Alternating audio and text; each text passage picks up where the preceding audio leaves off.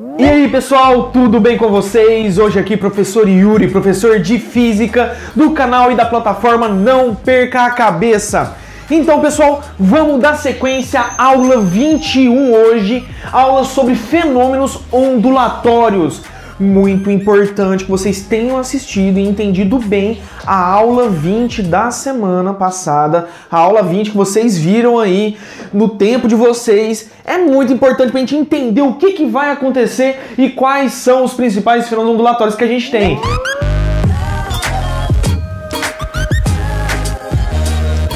Então, pessoal, a gente vai começar vendo cada um bem destrinchado, bem amplo aí, o que está acontecendo e como que funciona essa ondulatória clássica que a gente conhece. A gente está chegando numa parte bem legal, que é a óptica dentro dos conceitos da física. Então, vamos lá. A gente tem que entender que, de começo, quando uma onda se propaga no meio e ela acha um obstáculo, vai acontecer três situações ao mesmo tempo. Ela vai ser absorvida, ela vai ser refletida e ela vai ser refratada. Então, esses três fenômenos vão acontecer ao mesmo tempo, mas só que um sempre se sobressai sobre o outro. Então, a gente vai começar hoje com a reflexão e entender um pouquinho melhor como que isso funciona. Beleza? Então, como que é a reflexão? Simples. De maneira simples, reflexão é o que acontece no espelho. Certo? A luz, ela tá numa certa direção de propagação com uma certa velocidade, ela vai chegar numa superfície e vai retornar com a mesma velocidade. Isso é muito importante, pessoal. Essa relação das velocidades aí que a gente tem que trabalhar dentro do conceito de ondulatória. Certo? A luz tem uma velocidade, o som tem outra velocidade, a onda que se propaga numa corda tem outra velocidade. Então é muito importante a gente entender e correlacionar esses conceitos, ok? Então a gente vai comentar de velocidade um pouquinho para frente aí. Então, pessoal, dando sequência aí, a reflexão, certo? A reflexão, a gente tem uma onda, ela vai chegar numa superfície e ela vai ser refletida de volta. Então, vamos começar a dar nome para essas personalidades, para essas situações, para a gente entender um pouquinho melhor esse contexto. A gente nomear, pessoal, quem são as variáveis do nosso exercício é muito importante na hora da resolução. Uma dica muito importante que eu passo para vocês. Então, vamos dizer que essa onda está se propagando nessa direção aqui, certo? Ela vem para cá, para cá, para cá, para cá, para cá, para cá. Opa, chega aqui, ela vem para cá, para cá, para cá, para cá, para cá, para cá, para cá, para cá, para cá. Foi. Então ela está se propagando aí no sentido de vocês, da esquerda para a direita, certinho? Então ela vem daqui e volta para cá. Então o que a gente pode entender dessa situação? Antes dela chegar na superfície, a gente chama de RI, raio de incidência. Presta bem atenção nesse nome, o raio de incidência, ele vai se chocar contra a superfície e vai ser refletido. Aí ele vira o RR, que é o raio refletido. Sacou, pessoal? Raio de incidência, raio refletido. Ok. E o que isso tem a ver com essa situação toda que a gente está tentando conversar aqui? O raio de incidência e o raio refletido, eles são correlacionados, eles têm uma certa relação entre eles. Vocês estão vendo essa linha verde que atravessa aqui, essa linha pontilhada? A gente chama ela de reta normal, ou a reta perpendicular ao plano. Então quer dizer que quando essa reta ela chega aqui no plano, o ângulo formado entre ela e o plano, é de 90 graus. Certo? Então essa relação é muito importante, porque alguns exercícios de provas externas, com vestibulares ou do Enem, às vezes eles não fornecem os ângulos de acordo com essa reta normal. Então você tem que estar ligado no que está acontecendo. Normalmente eles te fornecem o ângulo formado entre o raio e o plano, e não entre o raio e a normal. Sacou a ideia? Então aí fica uma dica muito importante para vocês relacionarem nessa situação. Show? Então vamos lá. Como que funciona toda essa jogada? Como que funciona essa ideia? Então o raio refletido, ele vai formar com a normal, com a reta perpendicular aqui, um ângulo alfa. E ele vai ser refletido nesse ângulo beta que a gente tem de cá. E esse ângulo beta e esse ângulo alfa, eles têm uma relação muito importante que a gente tem que ter essa ideia. E aí a gente entra num conceito muito importante, bem legal que eu acho, que é chamado as leis da reflexão. As leis que definem a reflexão são duas, certo? Essas duas leis que ajudam a explicar um pouco essa situação que acontece nessa ideia. Então a gente vai ter o quê? Que a primeira lei Importantíssima a relação da primeira lei, porque costuma cair em exercícios teóricos, certo? Então você tem que ter uma ideia interessante sobre esse conceito aí. O que ele é? Ele fala que o raio de incidência, o raio refletido e a normal lembra, pode ser também chamada da reta perpendicular ao plano, vem de vários nomes aí. Então, eles são coplanares. O que é uma relação coplanar, pessoal? Coplanar indica que eles estão no mesmo plano. Então eles não trocam de plano, eles estão relativos ao mesmo plano. Então a gente tem uma relação que a incidência e a reflexão, elas continuam no mesmo plano, eles não têm uma inversão de plano, aí como a gente vai ver um pouquinho mais pra frente aí, certo? Primeira lei, sossegado. Raio de incidência, raio refletido e o normal, eles são coplanares. Importantíssimo vocês terem isso guardado na cabecinha de vocês. Beleza, pessoal? Segundo passo aí, segunda lei. O que correlaciona a segunda lei? Alfa igual a beta. Como assim alfa igual a beta? Aí que está a jogada. O ângulo formado pelo raio de incidência e o ângulo formado pelo raio de reflexão, eles são iguais. O valor de alfa e o valor de beta, o valor do ângulo de alfa e do ângulo de beta, eles serão sempre iguais em uma reflexão.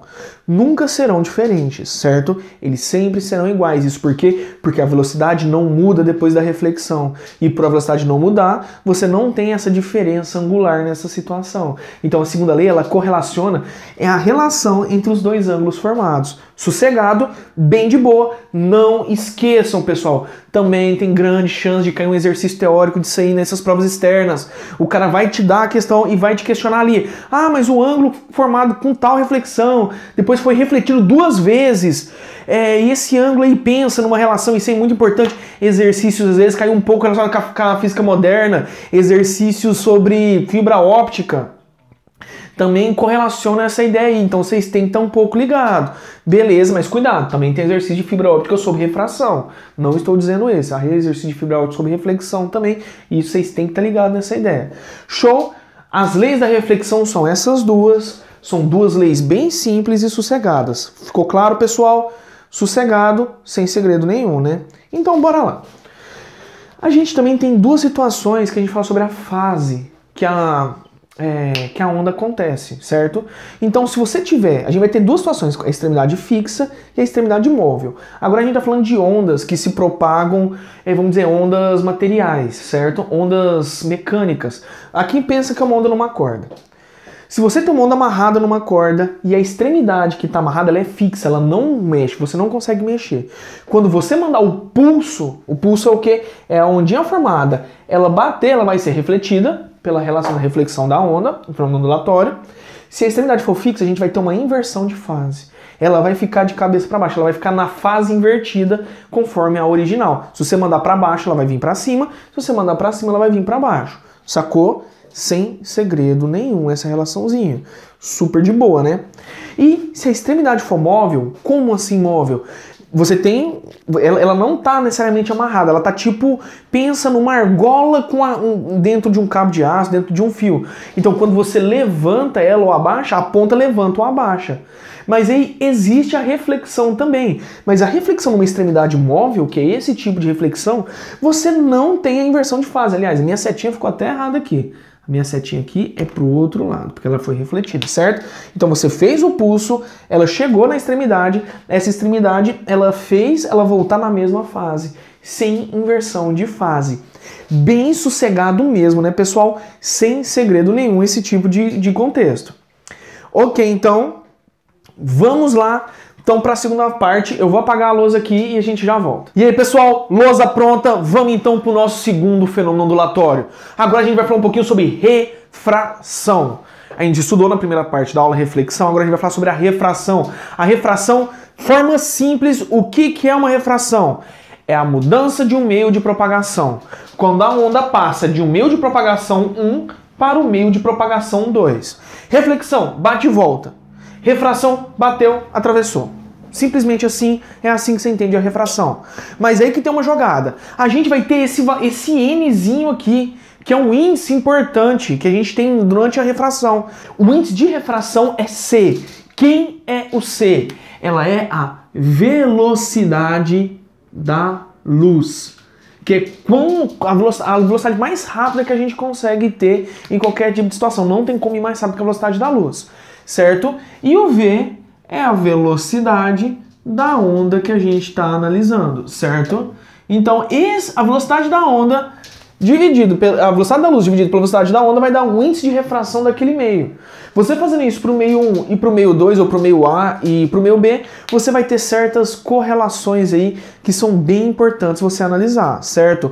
A refração, ela é mais uma relação de análise que a gente tem dentro dessa ideia de ondulatória, ok? Então você vai ter o quê? A gente segue na mesma jogada aqui, a gente aqui tem a nossa retinha normal, ok? Que é perpendicular do mesmo jeito ao plano. Aqui pra cá a gente sabe que tem um ângulo de 90 graus, simples. Então a gente vai ter um izinho aqui, que poderia também ser um alfa, sei lá. Lembra que isso aqui é uma relação de nomenclatura, de letramento, tá, pessoal? Científico. Cada lugar que você vai ver, ele explica, ele apresenta um nome diferente.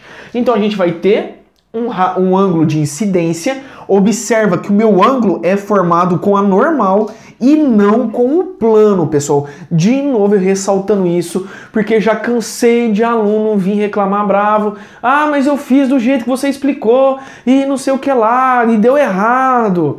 Porque... E aí eu falei, traz aí. Quando o aluno trazia, o que ele estava fazendo? Estava utilizando nas fórmulas o ângulo com o plano e não com a normal. Então você tem que ficar ligado, porque sempre cai uma questão. Quando vai falar de refração, os caras sempre dão um ângulo com aqui. Ah, então como é que eu acho o ângulo de incidência ou de reflexão? Simples. Se você sabe que tudo tem 90 graus, daqui até aqui tem 90 graus, se você tirar esse valor, sei lá, for 45 aqui embaixo, quanto que é o de incidência? 45. Então uma relaçãozinha matemática bem simples aí para você fazer. Sossegado? Então agora a gente vai ter esse R'inho aqui, que é o ângulo de refração, o ângulo refratado, certo? O R agora não é de reflexão, é de refração, ok? Então o ângulo refratado, e observa, ele é posicionado de acordo com a normal também, com a reta normal, que é perpendicular ao plano, exatamente, daqui pra cá também tem 90 graus. Então normalmente os caras te dão aqui informação, a informação aqui pra trás aqui, ó, nessa outra parte que é a relação do plano. E a gente nunca usa com o plano, pessoal, mesmo que esteja de cabeça para baixo, meu Deus do céu, não me faz uma coisa dessa, certo? Porque é sempre a relação com a normalzinha que a gente tem aqui. E aí a gente segue a mesma regra. Quer saber esse valorzinho de R? Tudo é 90, subtrai esse valor, de 90 você acha o valorzinho de R. Sossegado, sem segredo nenhum. Então você pode ver que as duas relações, a gente tem relação senoidal. A gente tem as duas relações, tanto de incidência, tanto para reflexão, a gente tem uma relação com o seno. Exatamente, porque a gente está falando com a parte, vamos dizer, do 45 mais para próximo que a gente tem da relação com o plano. Então a gente vai ter aqui o quê? O seno de incidência sobre o seno de reflexão é igual o N2, que é o índice de refração do meio 2 sobre o índice de refração do meio 1, que vai ser igual ao comprimento de onda do 1 sobre o comprimento de onda do 2, que vai ser igual a velocidade do 1 sobre a velocidade do 2. Ai, meu Deus, professor, mas que fórmula louca é essa? Você nunca vai usar ela dessa forma, você sempre vai usar em forma de pares. Então você pode usar esse aqui com esse, ou você pode usar, deixa eu pegar outra cor aqui de canetão. Eita, nesse aqui não. Ou você pode usar esse aqui com esse. Então sempre você vai usar uma relação. Normalmente essas duas aqui são as que a gente mais usa, quando a gente correlaciona essa relaçãozinha. Eu vou reescrever aqui porque é bem importante. O índice de refração do meio 2 sobre o índice de refração do meio 1 é igual à velocidade do 1 sobre a velocidade do 2. Sim, pessoal, essas duas relações são invertidas uma com a outra, certo? É muito importante correlacionar. Show? Então a gente tem essa ideia aqui. E o que a gente consegue tirar mais de conclusões dessa situação dos meios reacionais, que são algumas questões teóricas que eles fornecem pra gente durante as provas externas? Se o meio... O que quer dizer? Agora vamos conversar um pouquinho sobre essa relação. O que é o meio de reflexão? O índice de reflexão quer dizer? Quer dizer a dificuldade que a onda tem para passar naquele meio. No vácuo, onde é o valor máximo que tem, é a velocidade da luz. Então, se ele se movimenta na velocidade da luz aqui em cima, se a velocidade que ele está se propagando da onda é a velocidade da luz, então é o C aqui embaixo, o maior valor para N é o que a gente tem? É 1. Então, se o índice de refração for 1, é a maneira mais fácil que a onda tem para se propagar. O que ela mais rápido ela consegue ir. Mas pensa, o ar a gente se movimenta com uma certa velocidade. Se você tiver até o peito de água, até o pescoço de água e tentar se locomover, você vai ver que você tem mais dificuldade, porque a água tem um índice de refração não só o índice de refração, mas tem uma densidade muito maior que o ar. Então a onda ela se propaga de uma maneira diferente. Por isso que a gente tem certos efeitos de refração que a gente nota, vamos dizer, durante o nosso dia a dia. Tenta colocar uma colher na água e observar de fora do copo, um copo transparente, você vai ver que a colher tá meio quebrada, assim, você vê que ela separa uma parte da outra. Exatamente, porque a luz, quando chega na água, ela se propaga com uma velocidade diferente. Porque o índice de refração da água e o índice de refração do ar são diferentes. E lembra, para chegar no nosso olho, ela tem que entrar na água, sair da água para chegar no nosso olho. Então você tem várias diferenças de velocidades, por isso que a gente observa as coisas de uma maneira um pouco diferente. Sacou a ideia?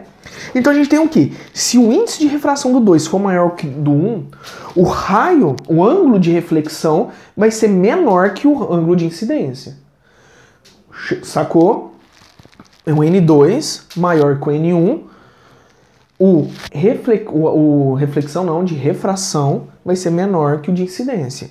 Se o N2 for menor que o N1, o índice de reflexão, o ângulo de reflexão vai ser maior que o de incidência. Então você consegue prever o que vai acontecer dentro dessas ideias a partir da relação gráfica que a gente tem. Sacou a ideia, pessoal? Uma aulinha bem simples aí. Agora é muito importante que você siga com os exercícios que vão estar lá na plataforma. Qualquer dúvida é só falar, deixa lá na caixa de comentários, vamos perguntar, pessoal. Vocês têm que gerar dúvidas pra gente conseguir alcançar aí a aprovação. Lembra, 2019 é o ano de vocês, é o ano da aprovação, certo? Então eu fico por aqui, até a próxima aula e não perca a cabeça. Tudo de bom!